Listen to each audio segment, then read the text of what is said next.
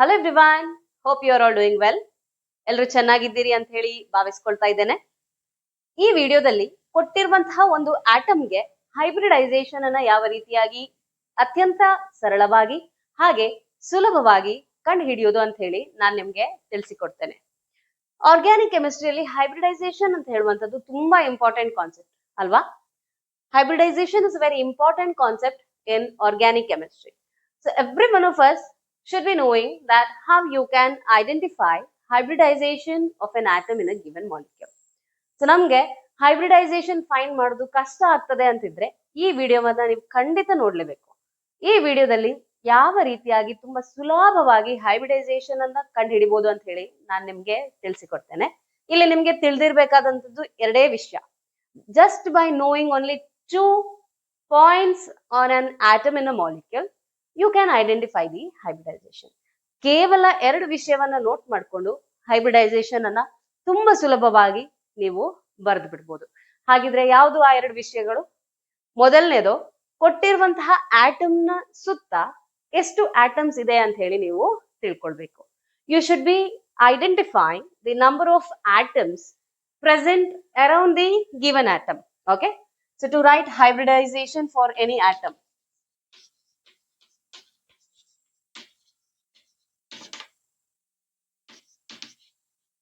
to find hybridization of an atom,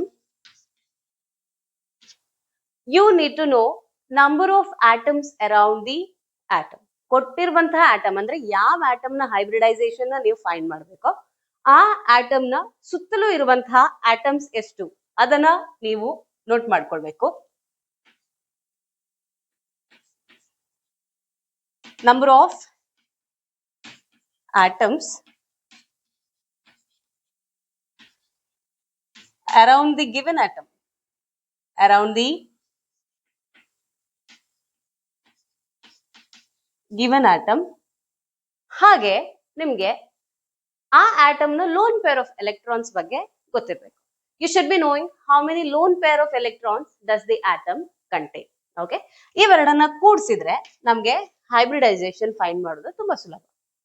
so when you add the number of atoms around the given atom as well as the lone pair of electrons, you will get the hybridization.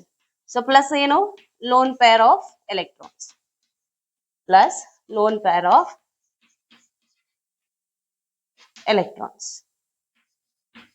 So just ಇದೆರಡು things ನಿಮ್ಗೆ ಗೊತ್ತಿದ್ರೆ ಆರಾಮ್ಸೆ ಯಾವುದೇ atom ಕೊಟ್ಟಿದ್ರು ನೀವು hybridisation ಅನ್ನ find ಮಾಡ್ಬೋದು. ಇದರೊಂದಿಗೆ ನಿಮ್ಗೆ ಗೊತ್ತಿರ್ಬೇಕಾದ್ದು ಇದೆರಡನ್ನು ಆಡ್ ಮಾಡಿದ್ರೆ, if you add these two, ಒಟ್ಟು ನಿಮ್ಗೆ ಎಷ್ಟು ನಂಬರ್ ಸಿಗ್ತದೋ ಆ ನಂಬರ್ ನ ಬೇಸಿಸ್ ಮೇಲೆ ನೀವು ಹೈಬ್ರಿಡೈಸೇಷನ್ ಅನ್ನ ಬರಿತಾ ಹೋಗ್ತೀರಿ. ಓಕೆ, ಸೊ ಇಲ್ಲಿ ಬರಿತೇನೆ ಟೋಟಲ್ ನಂಬರ್. ಟೋಟಲ್ ನಂಬರ್ ಎಲ್ಲಿ, ಇದೆರಡನ್ನ ಆಡ್ ಮಾಡಿದ ಮೇಲೆ ಸಿಗುವಂತಹ ನಂಬರ್ ಅನ್ನ ಇಲ್ಲಿ ಬರಿತೀರಿ. ಆಮೇಲೆ ಹೈಬ್ರಿಡೈಸೇಷನ್, ಯಾವ ಹೈಬ್ರಿಡೈಸೇಷನ್ ಅಂತ ಹೇಳುವಂತದನ್ನ ಆ ನಂಬರ್ ನ ಬೇಸಿಸ್ ಮೇಲೆ ನೀವು ಬರೆಯುವಂತದ್ದು. ಸೊ ಇಲ್ಲಿ ಟೋಟಲ್ ನಂಬರ್ 2 ಇದ್ರೆ ಅಂದ್ರೆ number of atoms around the given atom ಹಾಗೆ ಲೋನ್ ಪೇರ್ ಆಫ್ ಎಲೆಕ್ಟ್ರಾನ್ಸ್ ಅನ್ನ ಆಡ್ ಮಾಡಿದಾಗ ನಿಮ್ಗೆ ಸಿಗುವಂತ ನಂಬರ್ ಏನಿದೆಯೋ ಅದು 2 ಆಗಿದ್ದಲ್ಲಿ ಹೈಬ್ರಿಡೈಸೇಷನ್ SP ಅಂತ ಹೇಳಿ. If the total number is 3, total number 3 ಆಗಿದ್ದಲ್ಲಿ ಹೈಬ್ರಿಡೈಸೇಷನ್ ಬಂದ್ಬಿಟ್ಟು SP2. ಟೋಟಲ್ ನಂಬರ್ 4 ಆದ್ರೆ ಹೈಬ್ರಿಡೈಸೇಷನ್ SP3. ಹಾಗೆ ಟೋಟಲ್ ನಂಬರ್ 5 ಆದ್ರೆ ಹೈಬ್ರಿಡೈಸೇಷನ್ SP3D. ಯಾಕೆಂತ ಹೇಳಿದ್ರೆ P ಆರ್ಬಿಟಲ್ ಅಲ್ಲಿ 3 ಮಾತ್ರ, PX PY PZ ಮಾತ್ರ ಆಗುವಂತದ್ದು. ಸೊ P3 ಆದ್ಮೇಲೆ ನೆಕ್ಸ್ಟ್ D ಆರ್ಬಿಟಲ್ ಹೈಬ್ರಿಡೈಸೇಷನ್ ಅಲ್ಲಿ ಇನ್ವಾಲ್ವ್ ಆಗುವಂತದ್ದು. So SP3D. 6 ಆದ್ರೆ SP3D2.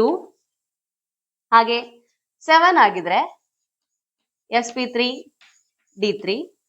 Suppose if it is 8, then hybridization is SP3D4.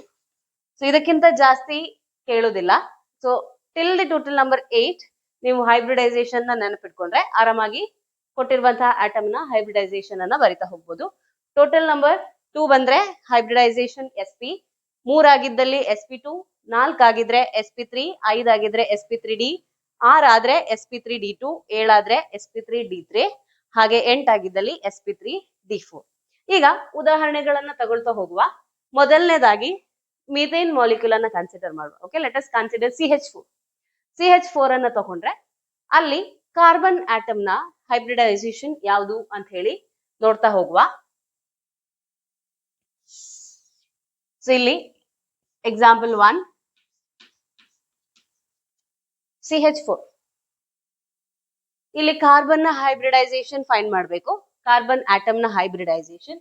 So ಈ ನಂಬರ್ ಅನ್ನ ಫೈಂಡ್ ಮಾಡ್ಲಿಕ್ಕೆ number of atoms around the given atom. Carbon ನ around ಇರುವಂತ atom 4 plus lone pair of electrons. So carbon ನ ಸುತ್ತ ಇರುವಂತಹ lone pair of electrons. Lone pair of electron find ಮಾಡ್ಲಿಕ್ಕೆ ನಮ್ಗೆ ಗೊತ್ತಿರಬೇಕಾದಂತದ್ದು ವ್ಯಾಲೆನ್ಸಿ ಅಲ್ವಾ. So you should be knowing valency in order to find lone pair of electrons in a atom. So carbon ನ lone pair of electrons ಎಷ್ಟು? Yes, it is 4. Carbon ಗೆ ಇರುವಂತಹ lone pair ಅಲ್ಲ, sorry, valence electrons ಎಷ್ಟಿದಾವೆ? 4. So valence electron 4 ಇದೆ. Already 4 bond form ಮಾಡಿ ಆಗಿದೆ. So ಯಾವ್ದಾದ್ರು ಎಲೆಕ್ಟ್ರಾನ್ಸ್ ಲೆಫ್ಟ್ ಔಟ್ ಆಗಿದೆಯಾ? ಇಲ್ಲ. All the electrons have been involved in bond formation. ಹಾಗಾಗಿ ಇಲ್ಲಿ ಲೋನ್ ಪೇರ್ ಆಫ್ ಎಲೆಕ್ಟ್ರಾನ್ಸ್ ಇಲ್ಲ. Total number is 4. ಸೊ ಒಟ್ಟು 4 ಆದ್ರೆ ಯಾವ ಹೈಬ್ರಿಡೈಸೇಷನ್ ಅಂತ ಬರೆದ್ವಿ? It is sp3. So sp3 hybridization in CH4. Okay, so second example ನಾವು ಕನ್ಸಿಡರ್ ಮಾಡುವ. Now let us consider H2O. Okay, H2O ಅಲ್ಲಿ ಆಕ್ಸಿಜನ್ ನ ಹೈಬ್ರಿಡೈಸೇಷನ್ ನಾವು ಫೈಂಡ್ ಮಾಡ್ತಾ ಹೋಗ್ಬೇಕು. ಸೊ ಮೊದಲನೇದಾಗಿ ಆಕ್ಸಿಜನ್ ನ ಸುತ್ತ ಇರುವಂತ atoms, number of atoms around the given atoms you need to find, right? So that is 2. Next coming to lone pair of electrons. Oxygen ನ ಸುತ್ತ ಇರುವಂತಹ ಲೋನ್ ಪೇರ್ ಆಫ್ ಎಲೆಕ್ಟ್ರಾನ್ಸ್. ಈಗ ಆಕ್ಸಿಜನ್ ಅನ್ನ ತಕೊಂಡ್ರೆ ಅದು ಗ್ರೂಪ್ 16 ಎಲಿಮೆಂಟ್ ಅಲ್ವಾ. So group number ಗೊತ್ತಿದ್ರೆ ಆರಾಮಾಗಿ ನೀವು ವ್ಯಾಲೆನ್ಸ್ ಎಲೆಕ್ಟ್ರಾನ್ ಎಷ್ಟು ಅಂತ ಹೇಳಿ ನೋಡ್ಕೊಂಡು ಲೋನ್ ಪೇರ್ ಆಫ್ ಎಲೆಕ್ಟ್ರಾನ್ಸ್ ಅನ್ನ ಐಡೆಂಟಿಫೈ ಮಾಡಬಹುದು. ಕಾರ್ಬನ್ ಆಗಿದ್ರೆ ಗ್ರೂಪ್ 14 ಎಲಿಮೆಂಟ್. ಗ್ರೂಪ್ 14 ಎಲಿಮೆಂಟ್ ಅಂದ್ರೆ 14th ಗ್ರೂಪ್ ಅಲ್ಲಿ ಬರುವಂತಹ ಎಲ್ಲ ಎಲಿಮೆಂಟ್ಸ್ ಇದು valence electrons 4. Okay, group 14 elements have, ಇಲ್ಲಿ ಕಾರ್ಬನ್ ಗ್ರೂಪ್ 14 ಎಲಿಮೆಂಟ್, ಅದರ ವ್ಯಾಲೆನ್ಸ್ ಎಲೆಕ್ಟ್ರಾನ್ಸ್ 4. ಓಕೆ, ಸೊ ಇಲ್ಲಿ ಎಲ್ಲ ಎಲೆಕ್ಟ್ರಾನ್ಸ್ ಬಾಂಡ್ ಫಾರ್ಮೇಶನ್ ಅಲ್ಲಿ ಇನ್ವಾಲ್ವ್ ಆಗಿರುವುದರಿಂದ CH4 ಅಲ್ಲಿ ವ್ಯಾಲೆನ್ಸ್ ಎಲೆಕ್ಟ್ರಾನ್ ಇಸ್ 0. ಸರಿಯಾ? ನಾವು coming to H2O. Oxygen is group 16 element. Already 2 electrons are involved in bonding with hydrogen. ಅದಾದ್ಮೇಲೆ ಎಷ್ಟು ಎಲೆಕ್ಟ್ರಾನ್ಸ್ ಉಳಿತು? We are left with 4 electrons. ಈ 4 ಎಲೆಕ್ಟ್ರಾನ್ಸ್ ಅಂದ್ರೆ 2 ಪೇರ್ ಆಫ್ ಎಲೆಕ್ಟ್ರಾನ್ಸ್, ರೈಟ್? ನಾವಿಲ್ಲಿ ಬರಿಬೇಕಾಗಿರುವಂತದ್ದು lone pair of electrons. Pair of electrons means it is 2. Okay, ಒಂದು pair of electron ಅಂದ್ರೆ 2 electron. ಇಲ್ಲಿ ಗ್ರೂಪ್ 16 ಎಲಿಮೆಂಟ್ಸ್ ಇದು ವ್ಯಾಲೆನ್ಸ್ ಎಲೆಕ್ಟ್ರಾನ್ಸ್ ಅಂತ ಹೇಳಿದ್ರೆ 6. ಅದರಲ್ಲಿ 2 ಆಲ್ರೆಡಿ ಬಾಂಡ್ ಫಾರ್ಮೇಶನ್ ಆಗಿದೆ. ಉಳಿದಿರುವಂತದ್ದು 4 ಎಲೆಕ್ಟ್ರಾನ್ಸ್. 4 ಎಲೆಕ್ಟ್ರಾನ್ಸ್ ಅಂತಂದ್ರೆ 2 ಪೇರ್ ಆಫ್ ಎಲೆಕ್ಟ್ರಾನ್ಸ್. ಸೊ ಇಲ್ಲಿ 2 lone pairs, total 2 + 2 4. Hybridization is sp3. Okay, 2 examples ಆಯ್ತು. ಇದರಲ್ಲಿ ನೈಟ್ರೋಜನ್ ನ ಹೈಬ್ರಿಡೈಸೇಷನ್ ನಾವು ಫೈಂಡ್ ಮಾಡಬೇಕು. Okay, total number of atoms around nitrogen is 3. 3 hydrogen atom ಇದೆ. ಈಗ ನೀವು ವ್ಯಾಲೆನ್ಸ್ ಎಲೆಕ್ಟ್ರಾನ್ಸ್ ಎಷ್ಟಿದೆ ಅಂತ ಹೇಳಿ ಐಡೆಂಟಿಫೈ ಮಾಡಿ ಲೋನ್ ಪೇರ್ ಎಷ್ಟು ಅಂತ ಹೇಳಿ ಫೈಂಡ್ ಮಾಡಬೇಕು. Nitrogen is group 15 element. ಅದರಲ್ಲಿ ವ್ಯಾಲೆನ್ಸ್ ಎಲೆಕ್ಟ್ರಾನ್ಸ್ ಇರುವಂತದ್ದು 5. 5 ವ್ಯಾಲೆನ್ಸ್ ಎಲೆಕ್ಟ್ರಾನ್ಸ್ ಅಲ್ಲಿ 3 are involved in bond formation. ಅದು ಬಿಟ್ರೆ 2 ಎಲೆಕ್ಟ್ರಾನ್ಸ್ ಇದೆ. 2 ಎಲೆಕ್ಟ್ರಾನ್ಸ್ ಅಂದ್ರೆ 1 pair of electrons. I hope you understood. 5 valence electron. Among the 5 valence electron, 3 are involved in bonding. 2 electrons are left out, and these 2 make a pair. ಹಾಗಾಗಿ ಒಂದು lone pair of electron. 3 + 1 is 4. 4 ಅಂತಂದ್ರೆ sp3 hybridization. Let's proceed further. Next example is IF7. ಇಲ್ಲಿ iodine ನ hybridization find ಮಾಡಬೇಕು. Iodine is group 17 element. Okay, Number of atoms around iodine is 7 plus lone pair of electrons. ಈಗ lone pair of electrons ಅನ್ನ ಬರಿಬೇಕು. Group 17 elements ಅಲ್ಲಿ ಇರುವಂತದ್ದು 7 valence electron. ಆ 7 valence electron ಅಲ್ಲಿ 7 electrons are also involved in bond formation. 7ಕ್ಕೆ 7 electrons ಕೂಡ fluorine ಜೊತೆ ಬಾಂಡ್ ಫಾರ್ಮೇಶನ್ ಅಲ್ಲಿ ಇನ್ವಾಲ್ವ್ ಆಗಿದೆ. 0 electrons are left out, so it does not have any lone pair. ಅದರಲ್ಲಿ lone pair of electrons ಇಲ್ಲ, ಹಾಗಾಗಿ 7. Total number 7 ಬಂತು. When the total number is 7, hybridization is sp3d3. So here hybridization is sp3d3.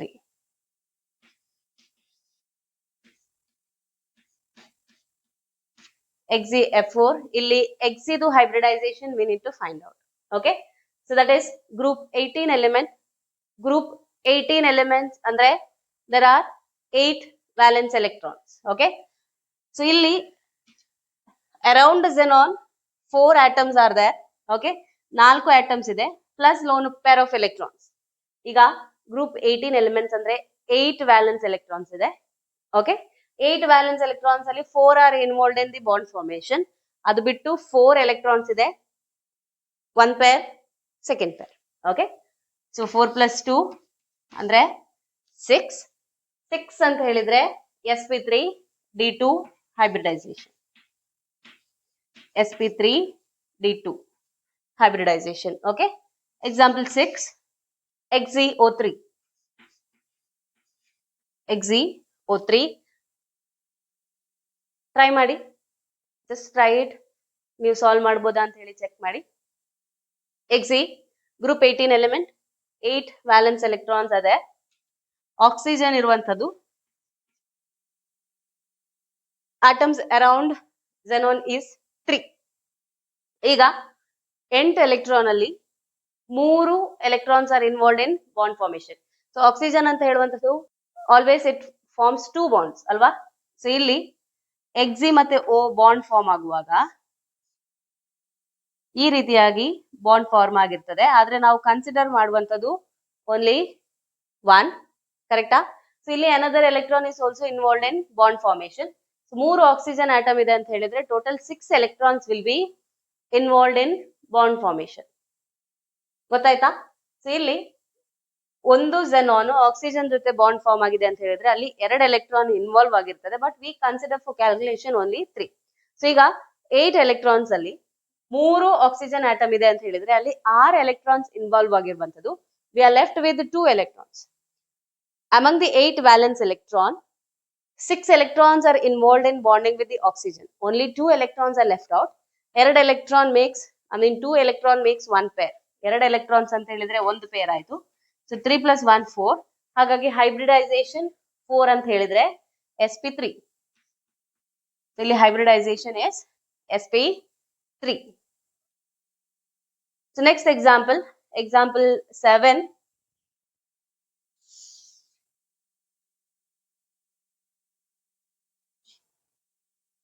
So let us consider XeOF2. XeOF2.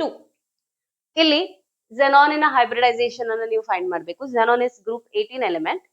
So group 18 element means it has 8 valence electron. Okay. So 8 valence electron ಅಲ್ಲಿ ಇಲ್ಲಿ 3 surrounding atoms we can see, right? 1 oxygen ಮತ್ತೆ 2 fluorine, 3 atoms.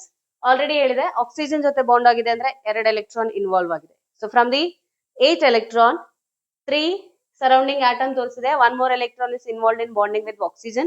4 electrons are left out. So 2 makes 1 pair, 2 makes another pair. So 2 lone pair of electrons. And the total number is 5. ಅರ್ಥ ಆಯ್ತು ಅಂತ ಹೇಳಿ ಅನ್ಕೊಳ್ತೇನೆ. xenon ಅಂತ ಹೇಳಿದ್ರೆ group 18 element. Group 18 element ಅಂತ ಹೇಳಿದ್ರೆ 8 valence electrons ಇದೆ ಅಂತ ಹೇಳಿ ಕನ್ಸಿಡರ್ ಮಾಡಿದ್ದೇವೆ. Means it has 8 valence electrons. ಅದರಲ್ಲಿ 3 ಸರೌಂಡಿಂಗ್ ಆಟಮ್ಸ್ ಬರೆದ್ವಿ. ಒಂದು ಆಕ್ಸಿಜನ್ ಜೊತೆ ಬಾಂಡ್ ಆಗಿದೆ ಅಂತ ಹೇಳಿದ್ರೆ ಅರ್ಥ ಅಲ್ಲಿ always there will be 2 bonds. ಒಂದು ಸಿಗ್ಮಾ ಬಾಂಡ್, ಒಂದು ಪೈ ಬಾಂಡ್ ಖಂಡಿತವಾಗಿಯೂ ಇದ್ದೇ ಇದೆ. So there are 2 bonds. Means 2 electrons of xenon are involved in bonding with oxygen. ಮೂರು ಸರೌಂಡಿಂಗ್ ಆಟಮ್ ಒಂದು ಆಕ್ಸಿಜನ್ ಆಗಿರೋ ಕಾರಣ 4 electrons ಅಲ್ಲಿ ಇನ್ವಾಲ್ವ್ ಆಯ್ತು. 4 more electrons are left out. So we have 2 lone pair of electrons and the number is 5. 5 ಅಂತ ಹೇಳಿದ್ರೆ hybridization is sp3d. So ಇಲ್ಲಿ sp3d hybridization. So ಇದೇ ರೀತಿಯಾಗಿ ಹೈಬ್ರಿಡೈಸೇಷನ್ ಅನ್ನ ಸಾಲ್ವ್ ಮಾಡ್ತಾ ಹೋಗುದು ತುಂಬಾ ಈಸಿ ಇದೆ. ಗೊತ್ತಿರಬೇಕಾದಂತದ್ದು ಗ್ರೂಪ್ ನಂಬರ್, ವ್ಯಾಲೆನ್ಸ್ ಎಲೆಕ್ಟ್ರಾನ್, ಇದೆರಡು ಗೊತ್ತಿದ್ರೆ you can easily find lone pair of electrons. So first thing you should be knowing as the group number of the atoms and valence electron. Once you know the valence electron, you can easily calculate lone pair of electrons. Along with that, you should be able to identify the surrounding atoms for the atom for which you need to write the hybridization. Easy alva? All right, let us proceed. Next example, let's consider XeO2F2. So ಈಗ ಝೆನಾನಿನ hybridisation ಅನ್ನ ಬರಿಬೇಕು. ಮಾಡ್ಬೋದಾ? Try ಮಾಡಿ. So ನಾನು anyway I will be solving it, ನೀವು try ಮಾಡಿ ನೋಡಿ. So xenon ಇಲ್ಲಿ 4 atoms ಇದೆ ಸರೌಂಡಿಂಗ್ ಅಲ್ಲಿ. So total there are 4 plus 4 ಅಂದ್ರೆ 8 valence electron. Okay, so since it is group 18 element, group 18 element ಆಗಿರುವ ಕಾರಣ 8 valence electron ಇದೆ. 4 surrounding atom ಜೊತೆ ಬಾಂಡ್ ಫಾರ್ಮ್ ಆಗಿದೆ. ಅದರಲ್ಲೂ 2 ಆಕ್ಸಿಜನ್ ಅಂತ ಹೇಳಿದ್ರೆ 6 electrons. ಕರೆಕ್ಟಾ? 4 ಇದು ಮತ್ತೆ 2 ಆಕ್ಸಿಜನ್ ಜೊತೆ 2 more electrons. ಸೊ 6 electrons ಅಲ್ಲೇ ಇನ್ವಾಲ್ವ್ ಆಗಿದೆ. ಅದು ಬಿಟ್ರೆ 2 electrons ಅಂದ್ರೆ ಒಂದು pair of electrons, right? So one pair of electron is involved. So total number is 5. ಹಾಗಾಗಿ ಒಟ್ಟು number 5. Hybridization is sp3d.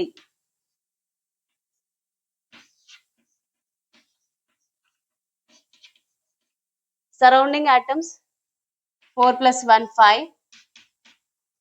Xenon group 18 element, 8 valence electrons ಇದೆ. ಅದರಲ್ಲಿ 4 ಫ್ಲೂರಿನ್ ಜೊತೆ ಬಾಂಡ್ ಫಾರ್ಮೇಶನ್ ಅಲ್ಲಿ ಇನ್ವಾಲ್ವ್ ಆಗಿದೆ, ಮತ್ತೆ 2 ಆಕ್ಸಿಜನ್ ಜೊತೆ, ರೈಟ್? ಸೊ ಆಕ್ಸಿಜನ್ ಜೊತೆ ಬಾಂಡ್ ಫಾರ್ಮೇಶನ್ ಅಲ್ಲಿ ಇನ್ವಾಲ್ವ್ ಆಗಿದೆ. Other than that we have only 1 lone pair of electron. So 5 plus 1 is 6. So the hybridization is sp3d2. Hybridization is sp3d2. ಇಲ್ಲಿ oxygen, so ಯಾವುದೇ atom oxygen ಜೊತೆ bond formation ಆಗಿದೆ ಅಂತ ಹೇಳಿದ್ರೆ there will be 2 electrons that is involve. Okay, ಯಾಕೆಂದ್ರೆ oxygen ಯಾವತ್ತು 2 bond form ಮಾಡುವಂತದ್ದು. Oxygen always forms 2 bonds. Okay, so here Xe is a group 18 element. It has 8 valence electrons. Surrounding atoms we have written 5. Since one of the surrounding atom is oxygen, the 2 electrons are involved while bond formation is taking place with oxygen. So we are left with 2 electrons which make 1 lone pair of electrons. So the hybridization number is 6. Hybridization is sp3d2. So ಇಲ್ಲಿ ನೋಡಿ XeOF4 ಹಾಗೆ XeO2F2, XeO3. So ಎಲ್ಲದು hybridisation vary ಆಗುವಂತದ್ದು oxygen number ಮೇಲೆ depend ಆಗ್ಕೊಂಡು. So ಇಲ್ಲಿ hybridisation ಅನ್ನ find ಮಾಡುವಾಗ ತುಂಬಾ ಕೇರ್ಫುಲ್ ಆಗಿ ನೀವು ಸಾಲ್ವ್ ಮಾಡ್ತಾ ಹೋದ್ರೆ ಆರಾಮ್ಸೆ you can find the hybridisation. So let us consider last example, 10th one, SF4 sulphur tetrafluoride. So ಇಲ್ಲಿ SF4 ಅಲ್ಲಿ ಸಲ್ಫರ್ ಇದು ಗ್ರೂಪ್ ನಂಬರ್ is 16. Group 16 ಅಂತ ಹೇಳಿದ್ರೆ valence electrons are 6. So group 16 elements have 6 valence electrons. 6 valence electron ಇದೆ. Lone pair of electrons ಅನ್ನ ನಾವು find ಮಾಡಬೇಕು. 4 surrounding atoms ಇದೆ. Okay, there are 4 surrounding atoms. Now we need to write the lone pair of electrons. Group 16 elements ಅಂದ್ರೆ 6 lone pair of electrons ಇದೆ. ಅದರಲ್ಲಿ 4 electrons neighboring atom ಜೊತೆ bond formation ಅಲ್ಲಿ involve ಆಗಿರುವಂತದ್ದು. Other than that we have 2 electrons. 2 electrons ಅಂತ ಹೇಳಿದ್ರೆ ಒಂದು pair. So 4 plus 1 is 5 and the hybridization is sp3d. So ಈ ರೀತಿಯಾಗಿ ನೀವು ಕೊಟ್ಟಿರುವಂತಹ ಆಟಮ್ಸ್ ನ ಹೈಬ್ರಿಡೈಸೇಷನ್ ಅನ್ನ ಫೈಂಡ್ ಮಾಡಬಹುದು. ಈ ಮಾಲಿಕ್ಯೂಲ್ಸ್ ಜೊತೆಗೆ ಅಯಾನ್ಸ್ ಅನ್ನ ಕೊಟ್ಟಿದ್ರೆ ಯಾವ ರೀತಿಯಾಗಿ ಹೈಬ್ರಿಡೈಸೇಷನ್ ಫೈಂಡ್ ಮಾಡಬಹುದು ಅಂತ ಹೇಳಿ ಒಂದ್ 2 ಎಕ್ಸಾಂಪಲ್ ಅನ್ನು ತಗೊಂಡು ಹೇಳಿಕೊಡ್ತೇನೆ. So how you can find hybridization in case of ions. So let me consider two examples and let me tell you. So ಇಲ್ಲಿ ಮೊದಲನೇದಾಗಿ let us consider SO4 2-. SO4 2- ಅನ್ನ ಕನ್ಸಿಡರ್ ಮಾಡುವ. ಸೊ ಸರೌಂಡಿಂಗ್ ಆಟಮ್ ಅಂತ ಹೇಳಿದ್ರೆ oxygen ಇರುವಂತದ್ದು. So that is 4 surrounding atoms ಇದೆ. ಈಗ sulphur ನ ಲೋನ್ ಪೇರ್ ಆಫ್ ಎಲೆಕ್ಟ್ರಾನ್ಸ್ ಅನ್ನ ಫೈಂಡ್ ಮಾಡಬೇಕು. ಸೊ ಯಾವ ರೀತಿಯಾಗಿ ಫೈಂಡ್ ಮಾಡಬಹುದು ಇಲ್ಲಿ ನೋಡಿ. So sulphur is 16th group. 16th group ಅಂತ ಹೇಳಿದ್ರೆ valence electrons R 6 valence electron ಇದೆ. ಹಾಗೆ ಇಲ್ಲಿ ಚಾರ್ಜ್ 2- ಅಂತ ಹೇಳಿ ಕೊಟ್ಟಿದ್ದಾರೆ. 2- ಅಂತ ಹೇಳಿದ್ರೆ it has gained 2 electrons. So 2- indicates it has gain 2 electrons. ಎರಡು ಎಲೆಕ್ಟ್ರಾನ್ಸ್ ಅನ್ನ ತೆಗೆದುಕೊಂಡಿದೆ ಅಂತ ಹೇಳಿ ಅರ್ಥ. ಸೊ ಹಾಗಾಗಿ +2 ಮಾಡಬೇಕು. Valence electron +2 it is 8. So total electrons sulphur ಹತ್ರ ಇರುವಂತದ್ದು 8. ಆ 8 ಎಲೆಕ್ಟ್ರಾನ್ಸ್ ಅಲ್ಲಿ already it is farming bond with oxygen. So oxygen ಜೊತೆ ಬಾಂಡ್ ಫಾರ್ಮ್ ಆಗ್ಲಿಕ್ಕೆ ಒಂದು ಆಕ್ಸಿಜನ್ ಆಟಮ್ ಜೊತೆ 2 ಎಲೆಕ್ಟ್ರಾನ್ ಇನ್ವಾಲ್ವ್ ಆಗ್ತಿದೆ. ಸೊ ಇಲ್ಲಿ ಆಲ್ರೆಡಿ 4 ಇರುವ ಕಾರಣ 4 × 2 is 8. ಸೊ ಇರುವಂತ 8 ಎಲೆಕ್ಟ್ರಾನ್ಸ್ ಅಲ್ಲಿ 8 electrons are also involved in bond formation. 8ಕ್ಕೆ 8 ಎಲೆಕ್ಟ್ರಾನ್ಸ್ ಬಾಂಡ್ ಫಾರ್ಮೇಶನ್ ಆಗಿರೋ ಕಾರಣ ಲೋನ್ ಪೇರ್ ಆಫ್ ಎಲೆಕ್ಟ್ರಾನ್ಸ್ ಇಲ್ಲ. So it is 0.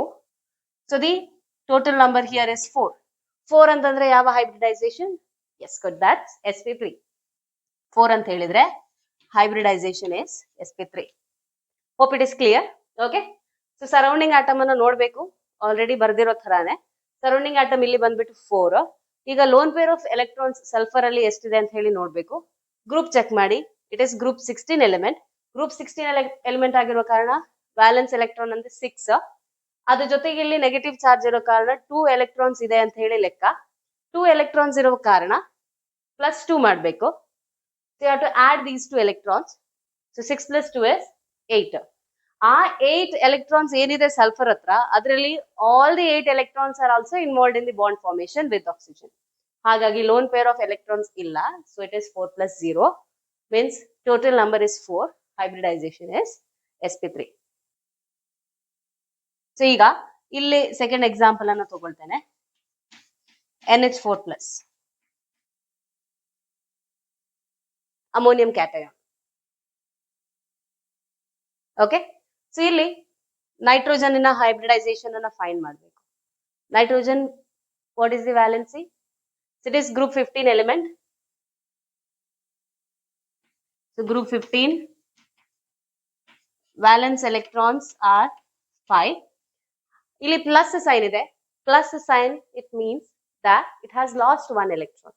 ಒಂದು ಎಲೆಕ್ಟ್ರಾನ್ ಅನ್ನು ಕಳ್ಕೊಂಡಿದೆ ಅಂತ ಹೇಳಿ ತೋರಿಸ್ತದೆ ಆ ಪಾಸಿಟಿವ್ ಸೈನ್ ನಮ್ಗೆ. ಹಾಗಾಗಿ 5 - 1 ಮಾಡಬೇಕು. 5 - 1 ಅಂದ್ರೆ 4 ಆಯ್ತು. ಓಕೆ, ಸರೌಂಡಿಂಗ್ ಆಟಮ್ಸ್ ಎಷ್ಟಿದೆ?